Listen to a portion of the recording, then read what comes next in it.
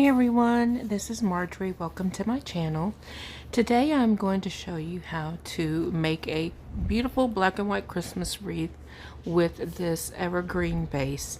I got this base from Michael's probably about 2 or 3 years ago. It was at the after Christmas sale where everything's marked down extremely low. So I think I got it for like $1 or something. I actually got this beautiful sign from Temu. It's a metal 8-inch round sign. Excuse me. And what I'm going to do here after I clean up my mess, that's the only thing I don't like about the evergreen wreaths, is that they leave a lot of the little green stuff on there.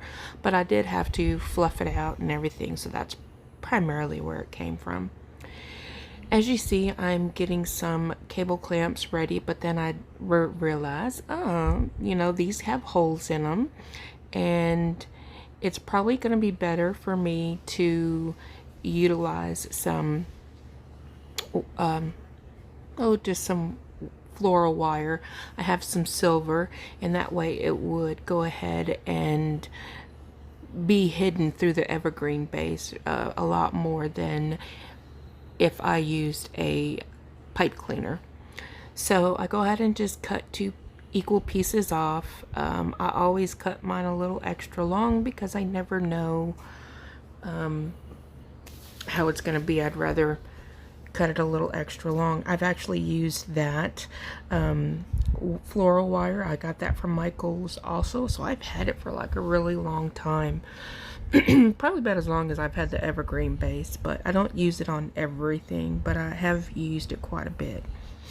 So I'm just looping one of the wires through the top hole. I'm just getting it even and doing a few really good twists on there, just to make sure that it's gonna stay on there pretty well. But I also do the same thing at the bottom. So I do try to make sure that the twist is hidden on the back side where you can't really see it. If it goes by the hole, that's fine, it doesn't matter, but that's just how I like to place them.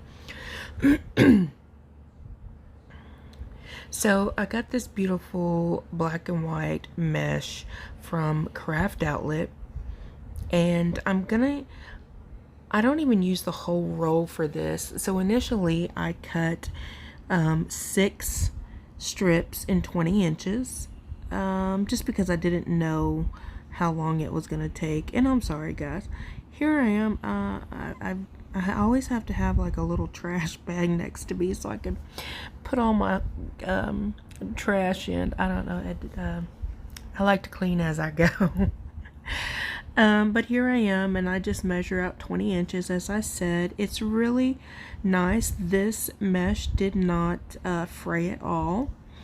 And it's just a real nice, sturdy piece. I definitely like it, and I would work with it again. It's kind of like a net, not so much as the window pane because the holes are not as big, but it's more of a netting, and I just like it.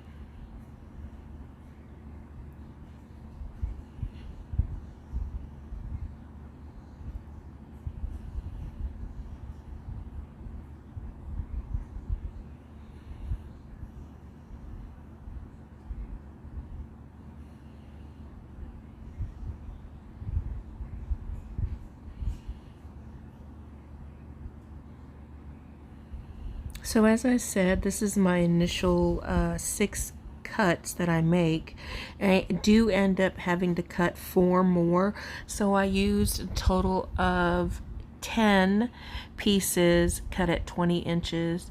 In here I'm just showing you the cruffle method. I just do curl it in a couple of times and walk my fingers together. And then I just find a couple of, I don't know what they're called. I just find a couple of pines and just attach it in there. Now what I actually do is I alternate. I do all of the pieces just like this with the woodland ruffle, but one I add in horizontally, and then the next one I add in vertically. Sorry, I'm a little off frame here, but I really like this. And actually, if you don't want as much green showing, then I wouldn't start in the middle of the wreath like I did. You'd probably, if you want to use more of the mesh, then I would definitely start on the outer perimeter and then come in on the inner perimeter, kind of like you would do with a regular deco mesh wreath. But I really wanted to keep some of the green in there.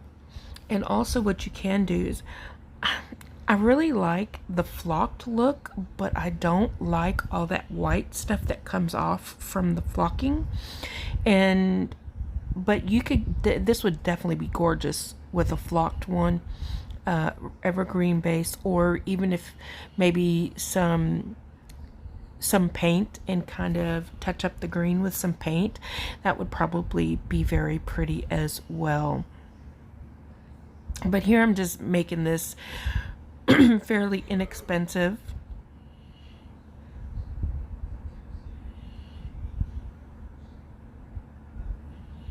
And there, I was just really trying to find the placement of where I wanted to put my sign. I was initially going to put it on, but then I said, no, let me go ahead and get the ribbons together. So I did use 3 different types of ribbon. I've got this 2.5 inch that I'm cutting and this 1.5 inch. They both came from Craft Outlet.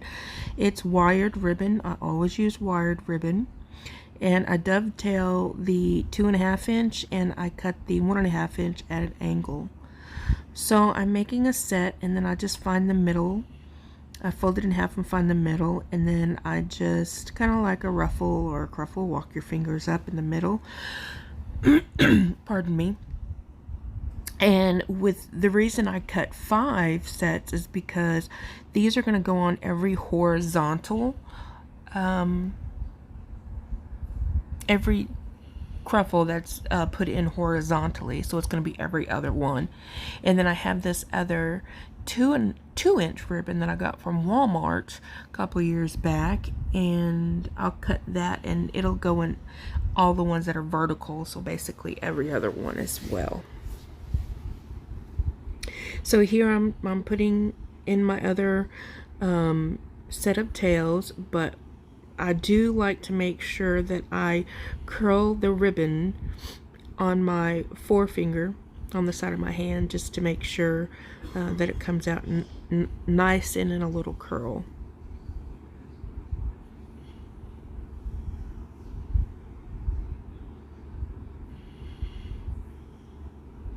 Now there is that larger space that has the green in it. I'm not worried about that because I'm going to put a bow on here and my bow will cover it, and so it'll look very nice after the end. You could also tuck some of those branches away if you wanted to, but like I said, I didn't really worry too much about this because my bow placement is going to cover that up.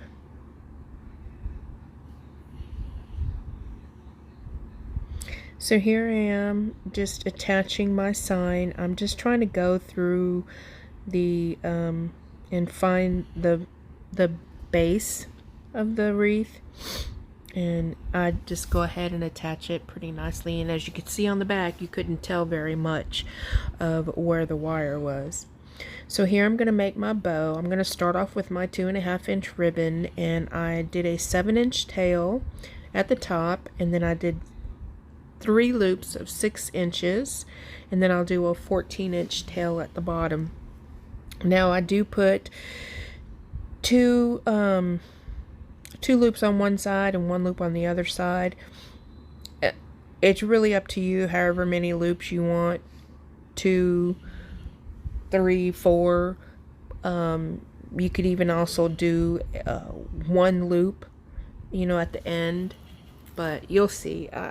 With all 3 ribbons, I just do 1 set of each, and I do the same thing, a 7-inch tail at the top, 14-inch tail at the bottom, with a total of 3 loops.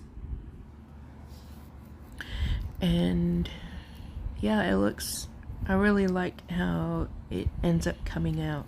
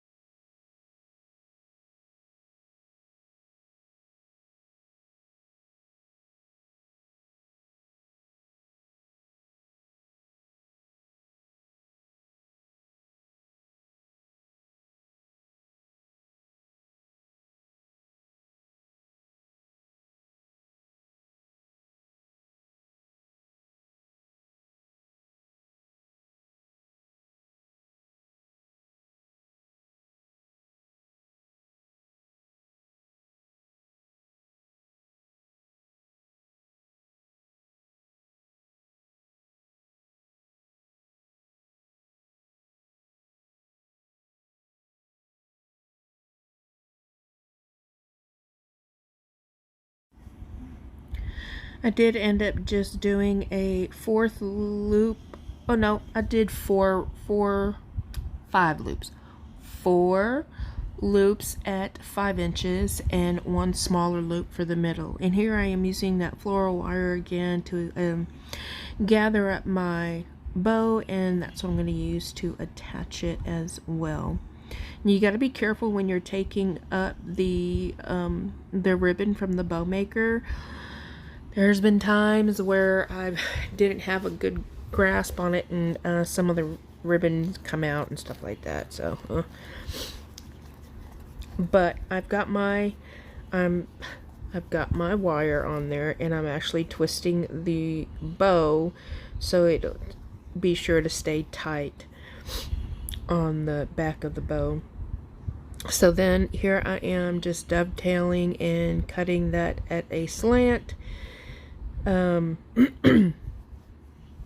then I'm just going to go ahead and attach it to the wreath, and then I'm going to fluff it out. Now I will say, make sure when you put your bow on your wreath, because I did this, and but I thought I had it on there tight enough, but I didn't. As I was manipulating my bow and fluffing it out, I ended up pulling it off of the wreath. So definitely make sure it's attached on there pretty good. I'm pretty rough when it comes to fluffing out my bows, so that's one reason you just want to make sure it's nice and tight.